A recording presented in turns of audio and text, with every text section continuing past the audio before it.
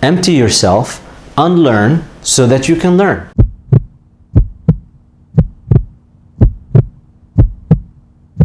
Assalamu alaikum. One of the most common things common responses that I got from me getting into starting a medical program is, mashallah, you have a PhD.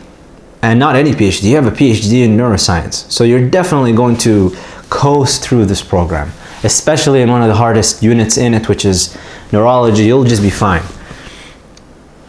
The way I've been thinking about this, personally, it's actually my Achilles heel. It's my biggest problem, having a PhD. Because while it might help me in facilitating my study, help me shorten my time span in grasping some material, it also is very dangerous because I could get deluded into thinking that I have a grasp on something and take shortcuts and not do the necessary kind of study questions or whatever it is that I need to do to confirm that I do have a grasp on this, skim over it, gloss over it, and then go to the next thing and not really have a good solid foundation here, a solid grasp on the material that I should have covered more. There are some people that go into medical school that don't have much of a background in science outside of the prerequisite courses. So they didn't do, a full undergraduate program and then do graduate degree programs in this particular field. There's quite a few that go in with a political science major, engineers. There are some political science majors.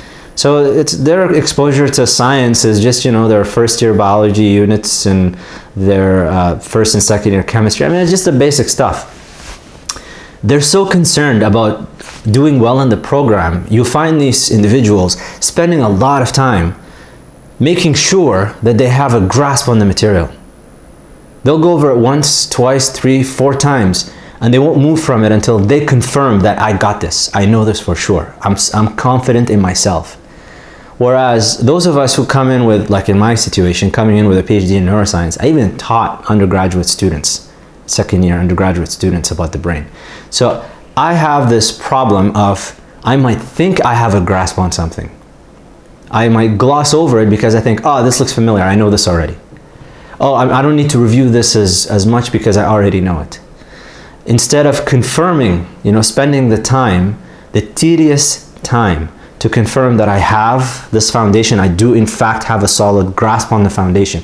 And one of the things, one of the benefits I have from having a neuroscience background is that I have an insight, I've been exposed to an insight about how we delude ourselves and how we fool ourselves into thinking that we know some things, how we create false memories.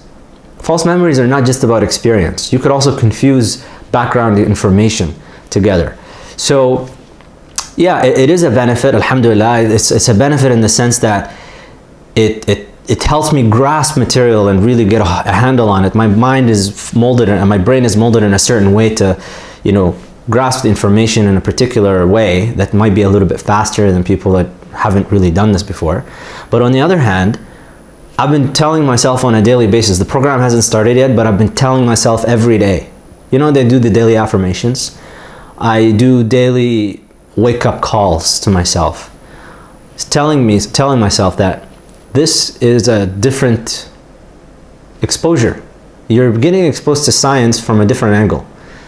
Clinical information and what is clinically relevant is not the same as what you would consider relevant from a scientific perspective in the lab.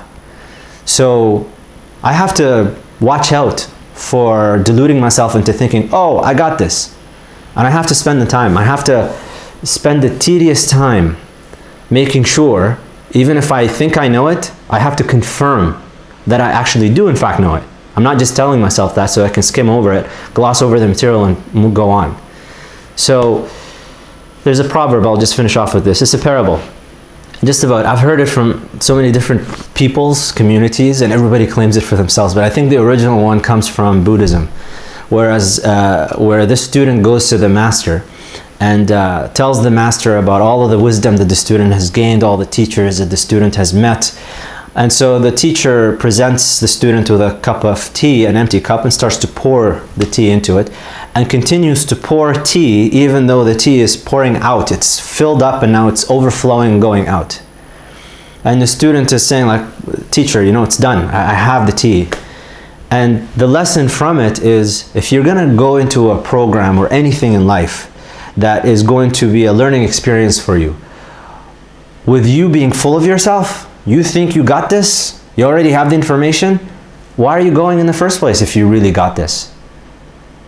Empty yourself, unlearn so that you can learn. Empty yourself so that you can fill yourself with things. I have to deconstruct some things that I've already formulated in my mind. I have to look at my body of knowledge that I've gained with regards to this field, and I have to come in with humility into the program, thinking I'm just like everybody else, starting off. None of us has started medical school before. This is the first time we're all doing it. So it doesn't matter what I come, if people come from different backgrounds. There are people that don't even have the background, but could have greater intelligence than myself. In fact, I'm pretty sure there are smarter people than myself, better at memorization, better at a lot of things, who could grasp things even faster than I do, and they don't even have any of the background that I have. So, kind of, you know,